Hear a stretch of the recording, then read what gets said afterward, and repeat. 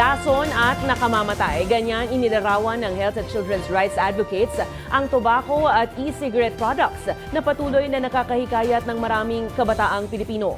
Sa kabila ng age limit, dumarami at pabata pa ng pabata ang mga gumagamit nito. Kaya naman nananawagan na ang mga eksperto ng mas mahigpit na implementasyon at pag-amyenda sa mga batas kontra vape.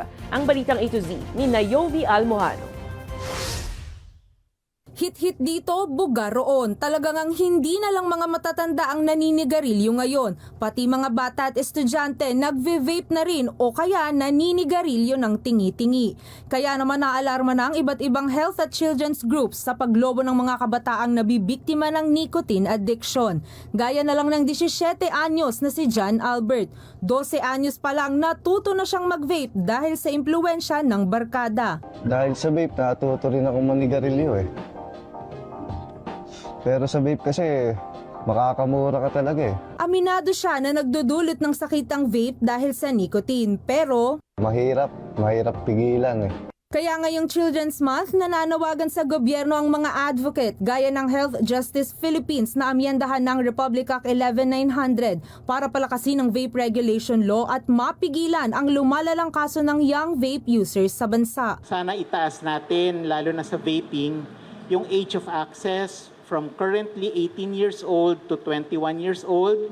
Magkaroon po tayo ng ban on the flavors, ng, yung mga, wala na sana yung mga tawag dito, fruity flavors na yan na nakaka-attract sa kabataan. Ayon sa 2019 Global Youth Tobacco Survey, 14.1% o halos isa sa bawat 7 bata sa bansa edad 13 hanggang 15 ang gumagamit na ng vape dahil madali na lang bumili nito at madalas hindi na tinatanong ang kanilang edad. Kaya hamon ng mga health professional sa mga mambabatas. Sa ating mga policy makers, ngayong National Children's Month, can we depend on you to commit to protect our children from the tobacco and nicotine industry?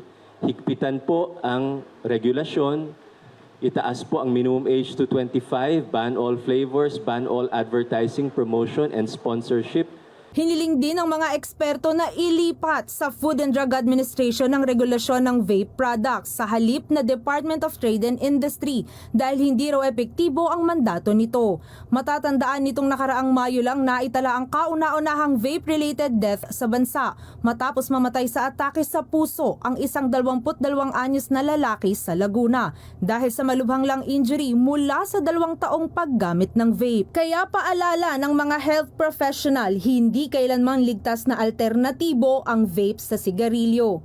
Para sa Balitang A to Z, Naomi Almohano.